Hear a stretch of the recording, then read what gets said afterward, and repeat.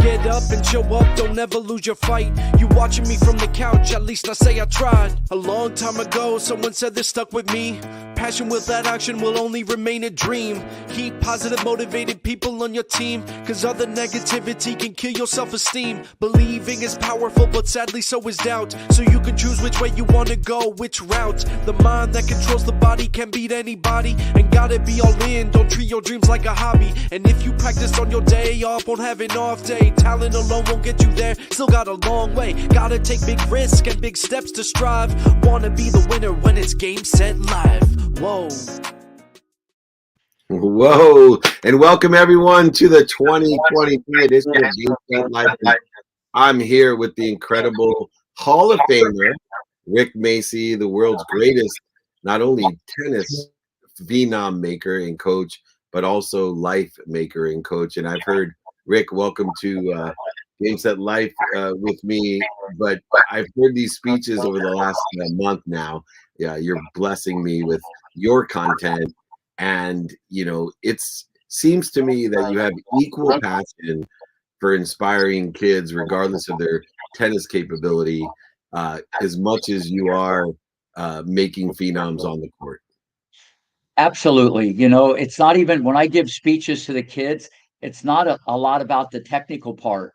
It's about the game of life, you know, and they're all locked in. They listen to me, and I just change their mindset. Or if I don't change it, I try to change it. So yeah, I love it, and the parents love it, and I get all the kids together, and they're all locked in, and it's all about the game of life. And if I can make a little difference, it makes me feel even better. You know, in listening to the speeches, you talk about being locked in, and one of the challenges that we have teaching not just the kids today, but parents of the kids today who were kids when we were still doing this before, you know, and it's amazing how time flies. But in several of the speeches, I can see you having the same challenge I do, is you really spend a lot of time. And my 12-year-old's football coach, who's in his late 60s as well, he does the same thing. He makes sure that he teaches attention. He teaches when you're talking, you want people locked into you, and you don't let them look at their phones and look out to the sky. You're consistently during the speech going, "Hey, I'm right here. I want both your eyeballs on me and both ears on me right now."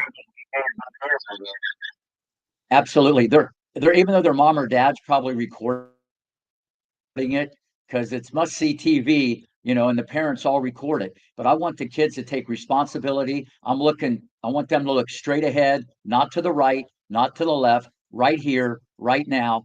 And boom, I'll stop the speech and call people out and definitely get their attention. Because I think kids have a tendency to drift a little bit, and they're not used to just locking into something. And when I talk, you know, it's like that old E.F. Hutton commercial. When he talk, people listen. So it's a good thing. But now when I talk to the kids, they really pay attention. And I don't know if you've ever seen the sports film. I know you've seen King Richard, but ever seen the sports film For the Love of the Game with Kevin Costner is in his last season as a pitcher, and he has this, you know, zero funnel. You know, it clouds out everyone in Yankee Stadium. You know, he's throwing a perfect game, by the way. I'm sorry. He was throwing a perfect game for his last start. And since he was a kid, his dad had taught him to have this, you know, only see the batter in the catcher's glove. And I know that you teach this type of focus. What are some of the ways that we can have that complete focus? Forget the general watching someone's speech focus. I'm talking about, you know, it's the fifth set, you know, it's the perfect game, you know, whatever the moment is that, you know, everyone in the world is cheering and watching and screaming, and you only are focused in on performing. Yeah, no, you know, a lot of times what I try to teach the kids, there's a difference between there and right there. It's what I call finite focus. You know, you got to pick out a target, and you got to just be tunnel vision. And you can train yourself to be that way. You know, you're a performer, you're an artist. It's much easier to do that when you're just a competitor. But I try to get the people to have targets and be locked in about a specific area. And there's a difference between, oh, let's hit it there and right there. It's like a golfer. They're picking a spot on the green. You know what I mean? And this is what greatness does. They're very specific, pinpoint, and the more you see it, believe it, feel it, and even rehearse it in your mind, it's a more likely to happen. And I used to do that as a point guard, and I always felt I was a little step ahead at my own level. And at your level, I practice as you do every day, and I probably give and receive more interviews than most people on earth now, especially because of the virtual nature and the amplification that we've been blessed with. um, I was hoping maybe you had a question for me, because you're building quite a speaking and performing career as well, and I know that together you and I have some great ambition for 2023. I was wondering if anything's come to mind that you might be curious about that I could help you with. Yeah, well, first off, I think what you do, people can feel the genuineness from your heart. And that's why it's a gift that keeps on giving and you just keep building. So I guess what I'm trying to say, how did you kind of transform from a sports agent, okay, and representing athletes to, in my opinion, one of the best motivational speakers in the world? It's interesting because when I first started speaking, my biggest nemesis was I thought I was one of the best inspirational speakers in the world, and all I really had was potential. And it was the first time that I was pursuing something that I felt as if I had world class potential, and I could actually sympathize with all the world's best athletes that I'd worked with for over 30 years. Like what it must have felt like to be LeBron James at 19, but LeBron James at 19 was not LeBron James at 30. Uh, Absolutely. Right, and I think the lesson that I learned, in really is that when I started, I couldn't confuse my potential with where I was at today.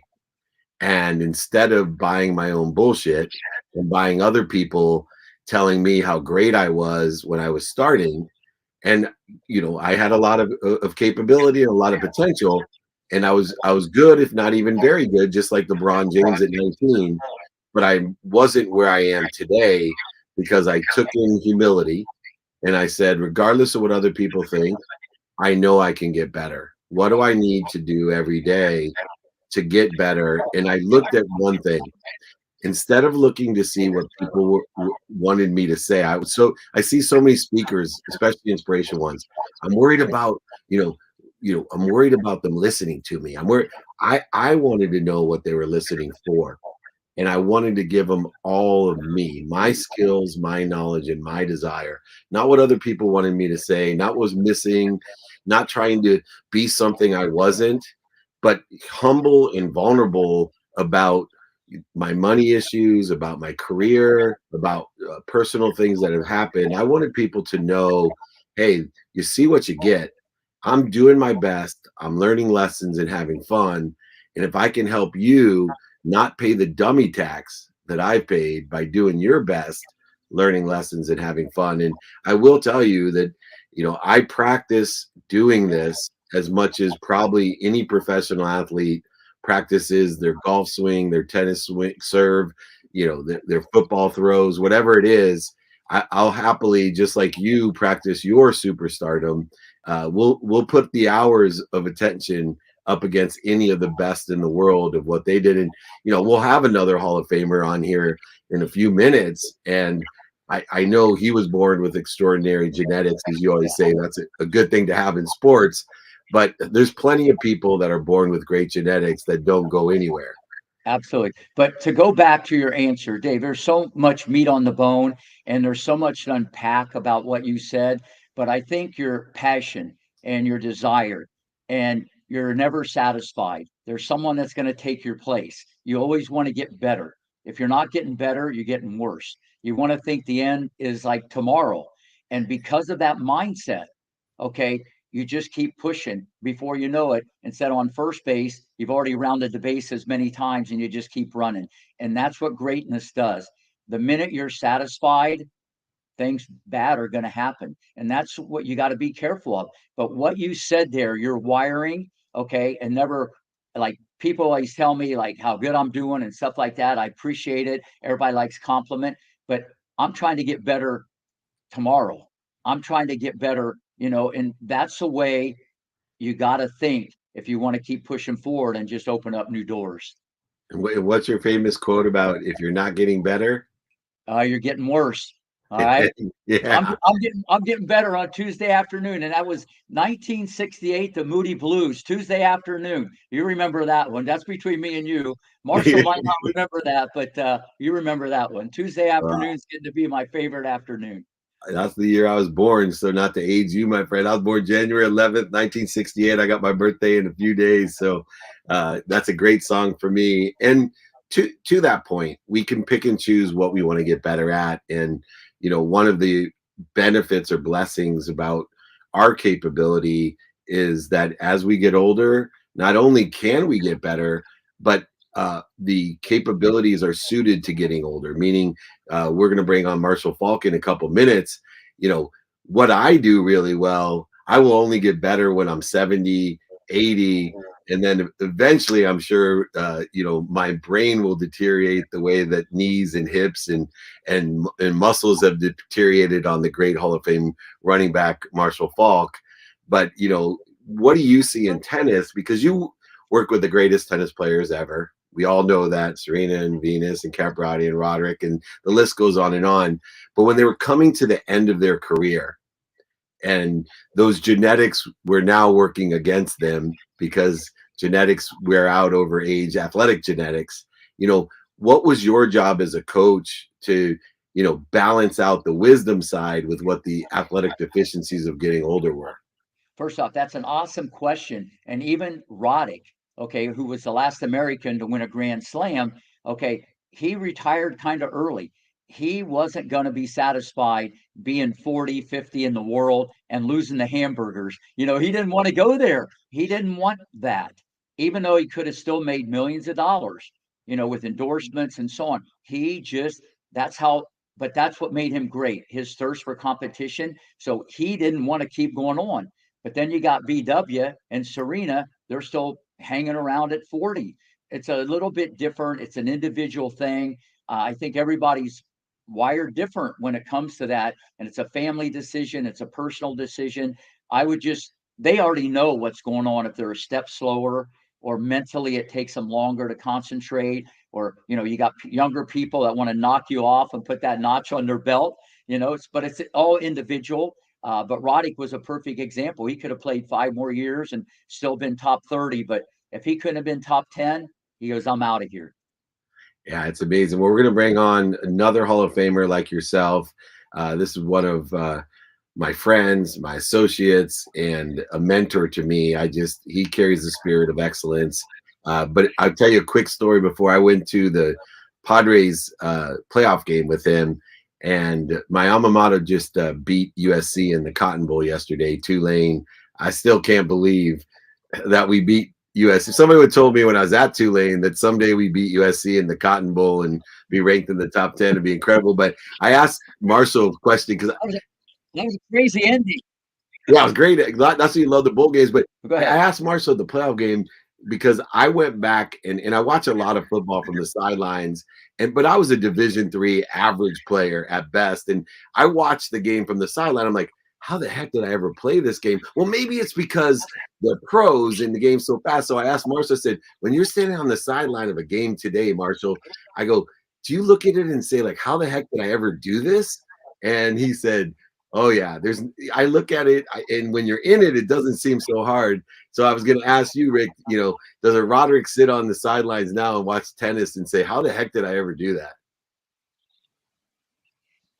Well, it's not quite as physical as football, but yeah, if you have a sibling or someone, you're going to get more nervous. You might get more nervous when you're actually than carrying the ball and running into people. So it's a whole different thing when you're watching a child or you're a coach and you're watching someone. Much different than playing, because when you're competing, you're just in there battling. But before we get started, first off, Marshall, welcome. Listen, we got so many things in common, Dave, when all the guests come on. And with Marshall, whenever a kid hits a great shot, I always say there's a new sheriff in town, but today there's a new marshal in town. All right.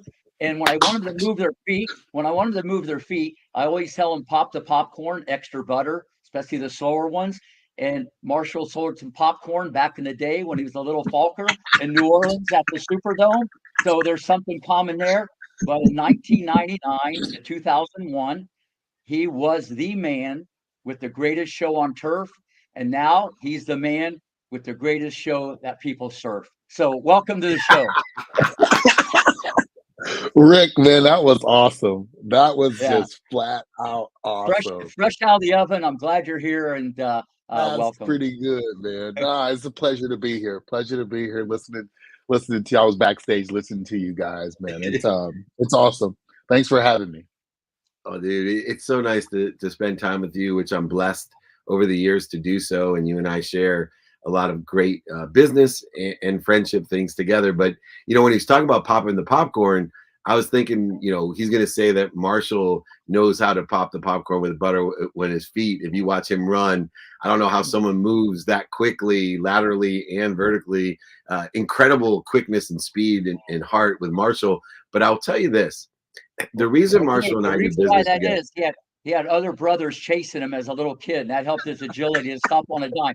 Listen, I know the backstory with all these great athletes, and there's always a backstory. And That's it. brothers have a lot to do with him stopping on a dime and going the other direction. That's right. He not just stopped on the dime. He picked it up on the way because this guy is money savvy, and he always shows up for his friends and his family and his associates. And over the years, when I was partners with Warren Moon, I always keep my eye on the future prospects. And it was amazing to me. I'd always see for a charity one guy always showing up, and it was Marshall Faulk. And then as I transitioned from Sports One marketing into my own brand and my own entrepreneurship, I threw out a test lob, and who hits it out of the park? Marshall Faulk goes out of his way, shows up to a charitable event, bends over backwards for all the kids and the charity itself. And I said, these are the type of people I want to be around, the Marshalls and the Macy's of the world, to create the magic for people. So this guy's doing it off the field even better than an MVP of a Super Bowl, a Hall of Famer, should have been a Heisman Trophy winner as well. Can't get everything, can you, Marshall? But Marshall, what have you taken mindset wise into the business world? Because I'm with Austin Eckler doing some coaching on business with him, and he has the Marshall Faulk mindset in business, and he's still playing at you saw him last game at the highest level. Mm-hmm. What were some of the things that you did on the field in your career that you're now seeing benefits from off the field in business? Probably the one thing, Dave, is just I wanted to always be consistent. People, you're not going to always be motivated. You're not going to always have your good stuff. But if you go about it consistently and how you operate and how you work, you're going to usually produce good results.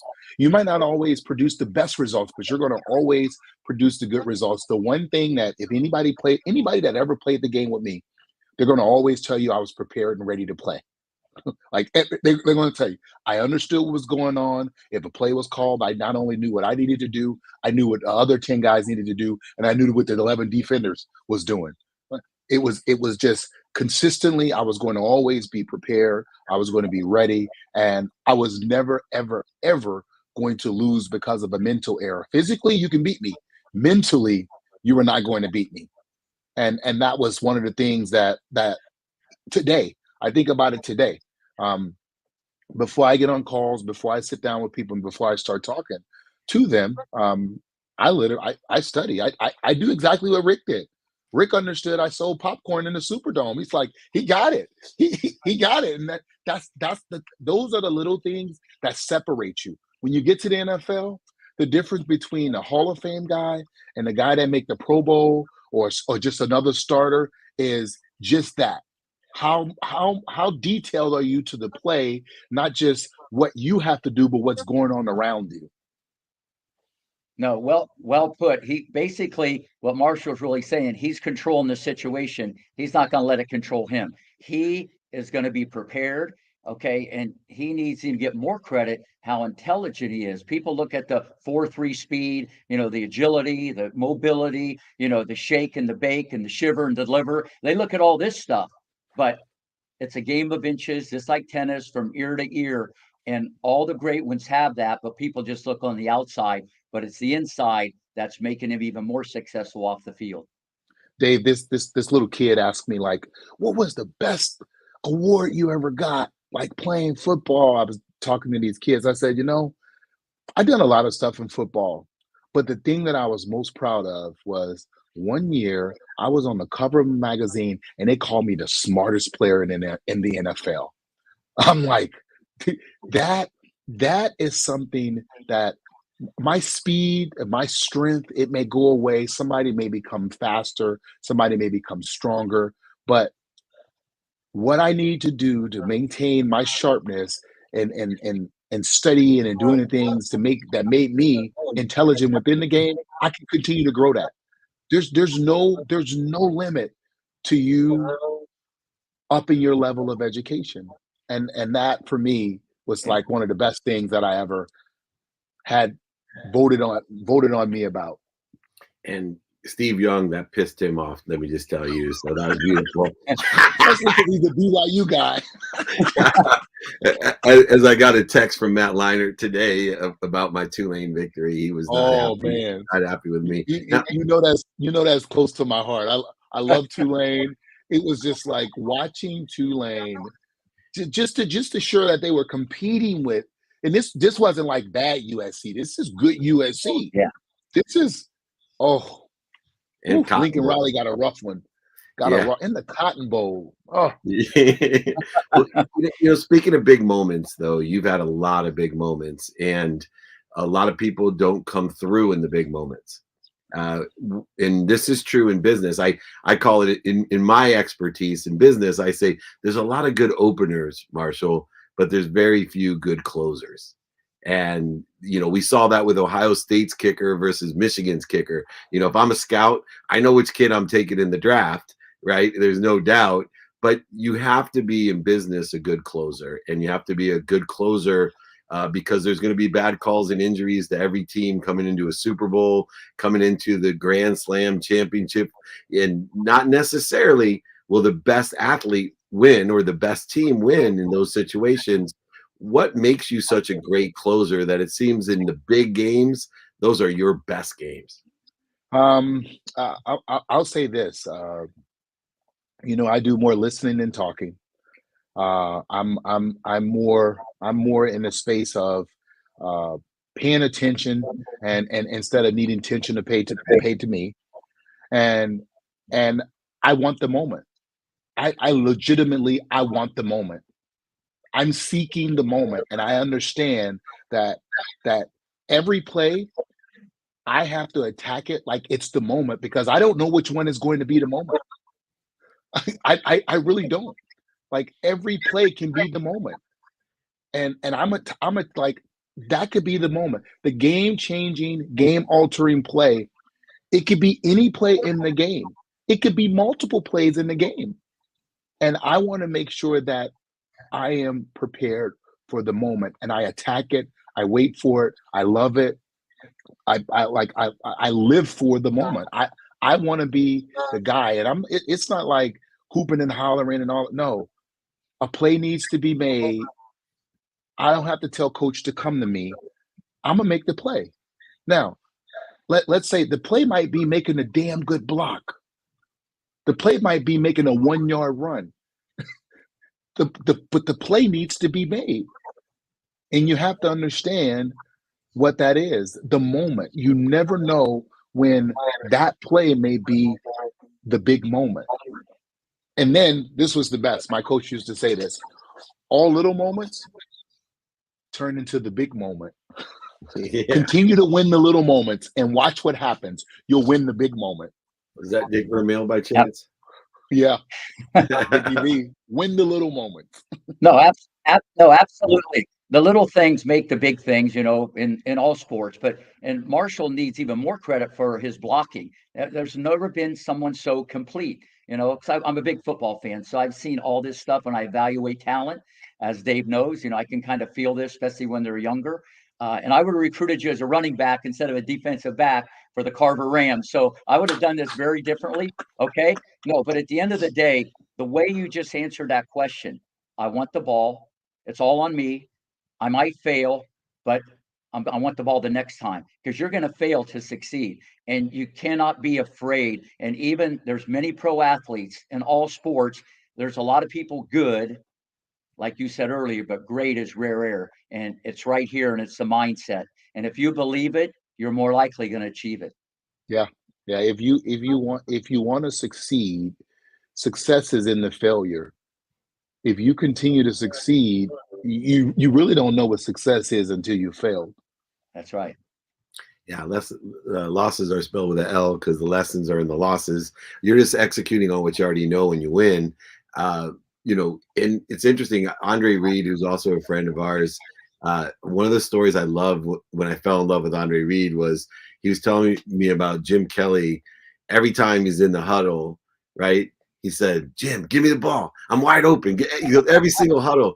And Jim looked up to him and said, "Andre, it's a running play." And he said, "And this is a flag football game. Stop asking for the ball, man." But I want someone that's asking for the moment. And I think that says a lot in business and, of course, in life. But Marshall, we had an unfortunate incident last night. Never happened before. But it revealed something about football that a lot of people, I don't think, appreciates, that you and I have seen over the years, and Rick has seen as well in sports in general, that there become moments that are far beyond the game. And, you know, I know the NFL is going to take a hit for some freak accident. And, you know, I watch UFC, I watch all types of sports. Car racing has been one that I've worked on for years. There's plenty of dangerous sports. And as long as people know the risks, I think we should be able to do what we want to do if we know the risks, as long as they've been disclosed. You know, if the Pinto is going to blow up and we know the Pinto is going to blow up when it's hit from behind and you want to drive a Pinto, drive a Pinto.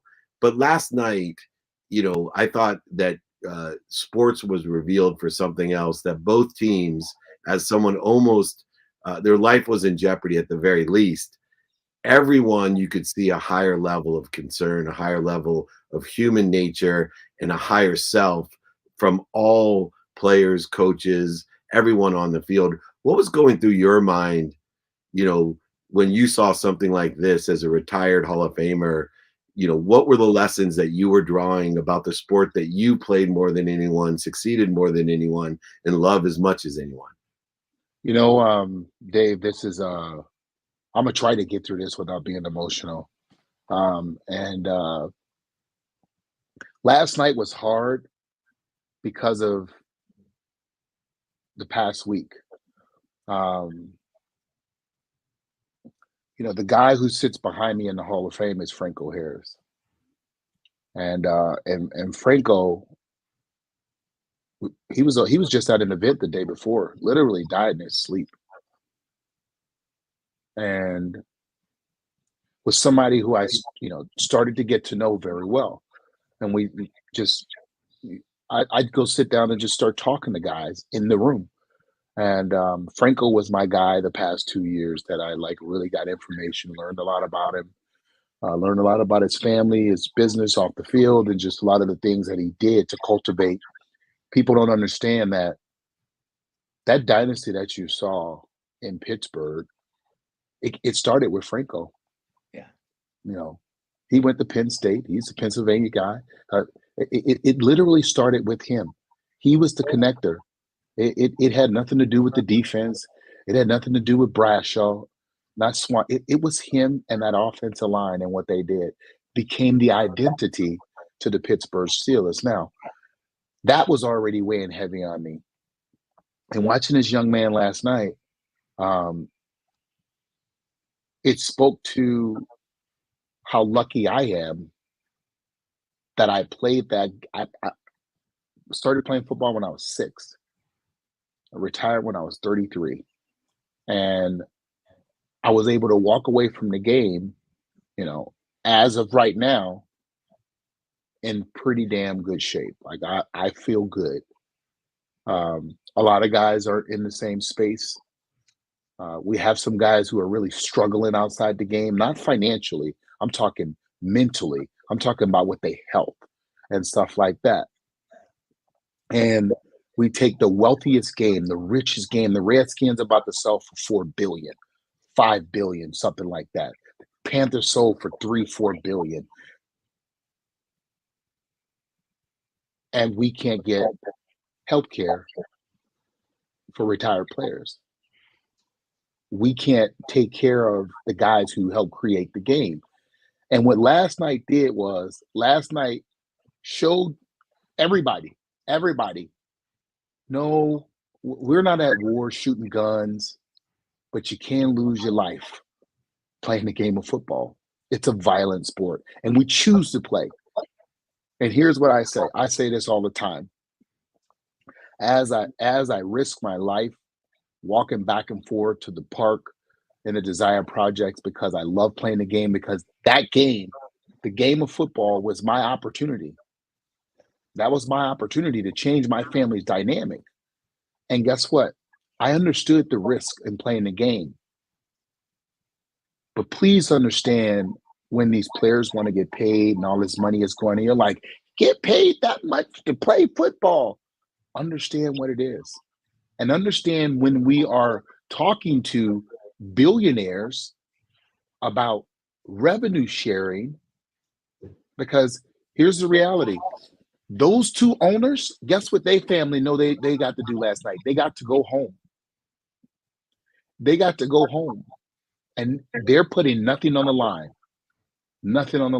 to where it's going to jeopardize their livelihood. A collective bargaining agreement, it'll be coming up soon.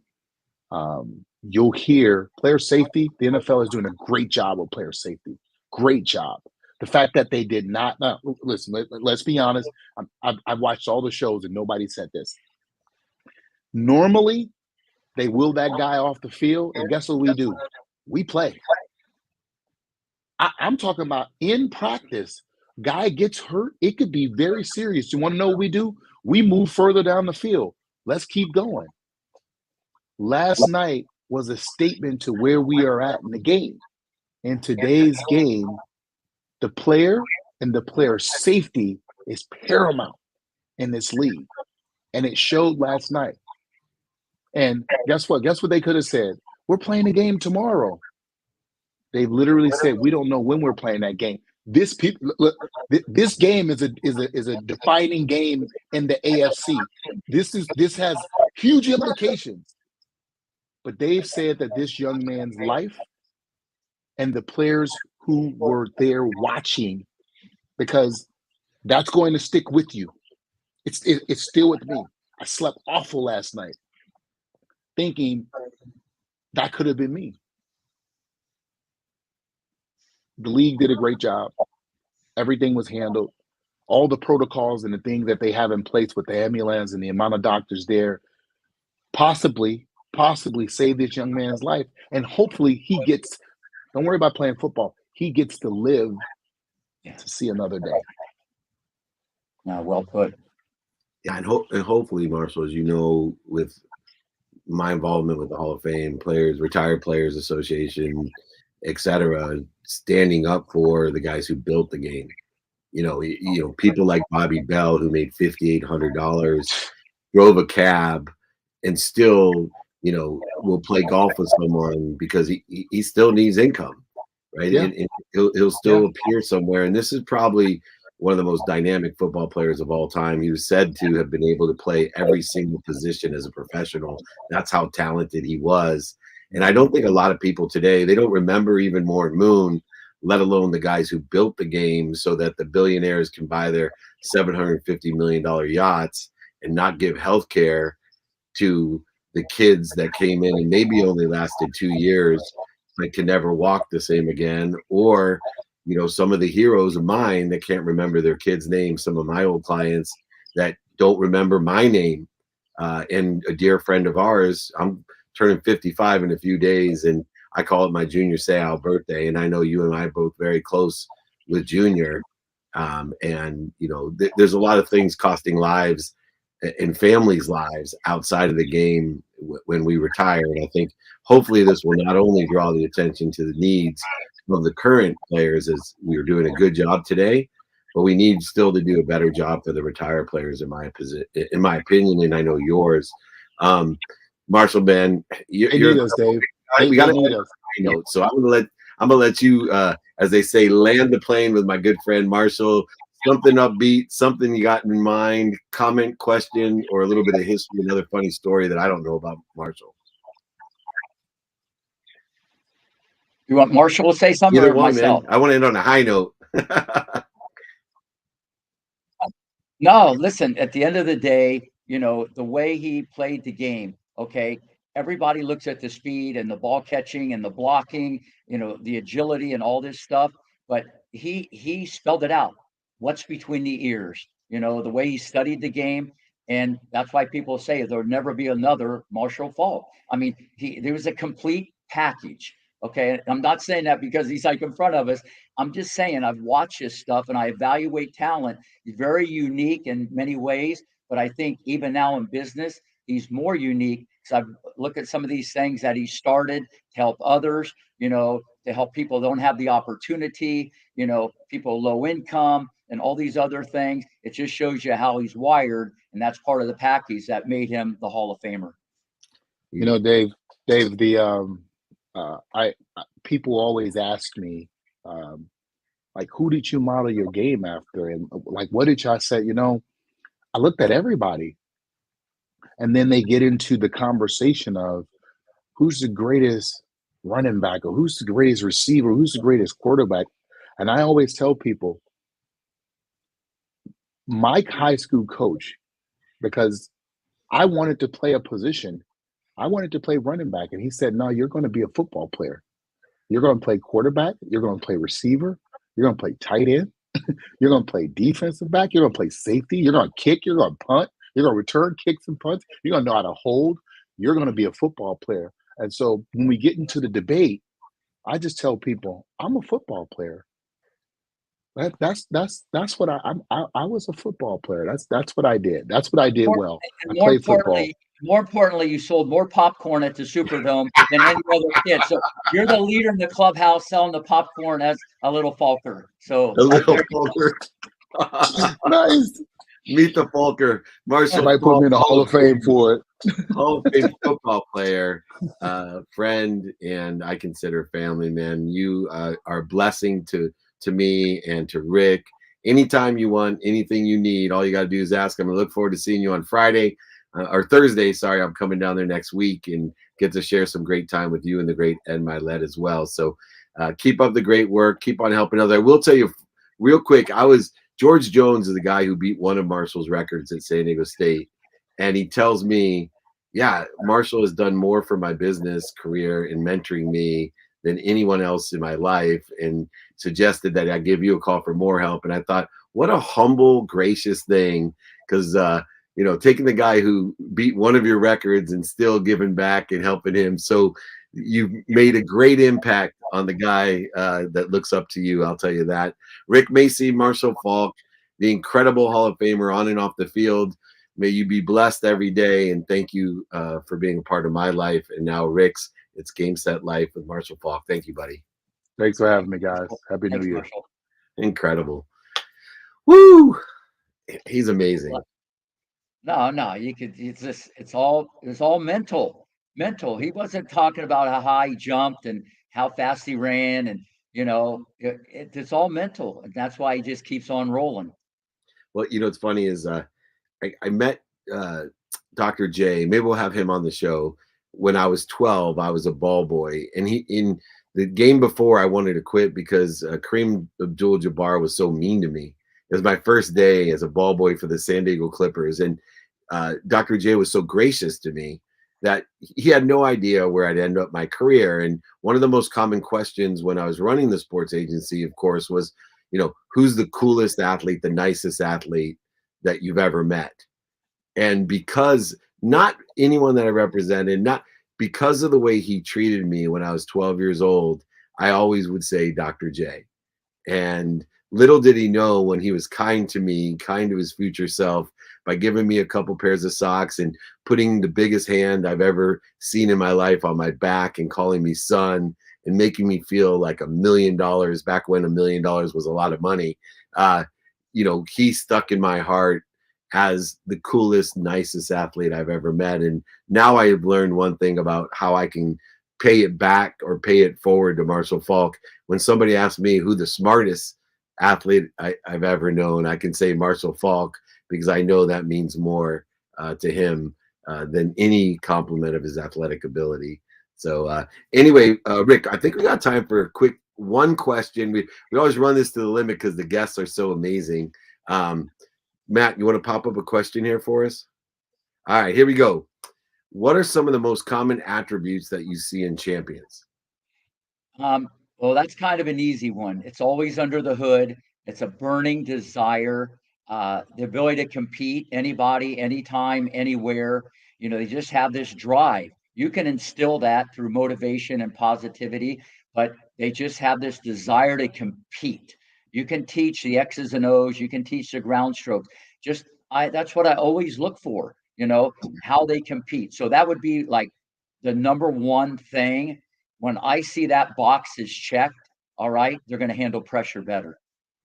It's so funny because, obviously you and I have had shared exposure to many champions, including Marshall Faulk, and mine is so similar. Mine is a desire that they must be what they can be. And I find that to be true of the billionaires, millionaires, entrepreneurs as well, that are hugely successful. I call those people in my court champions as well. But I want to partner with Rick. We're going to do so many more things together, because the first thing, when we first met each other, I got off, we both felt the same way, two Buckeyes building a big oak together. But I told my team, I said, there is an example of someone who has a desire that they must be what they can be. And that makes a true champion. And that's why I love partnering with Rick Macci. I'm David Meltzer. This is Game Set Life with Macci and Meltzer. You can catch us every Tuesday at noon Pacific time, 3 p.m. when Rick finally gets off the court in his 35-year streak of never sitting down. Come and join us every Tuesday. This show's only going to get bigger and better. We're going to put it on our streaming channels in the airports and hotel rooms. I'm working in the background to give it the exposure, awareness, and amplification it deserves. Unbelievable, great guest, but even more incredible host, Rick Macci. Thank you so much for joining us. All right, Dave, we'll do it again next Tuesday. Consistency, I guarantee you'll be here. Game Set Life with Macci and Meltzer. Join us next Tuesday. Thank you, everyone.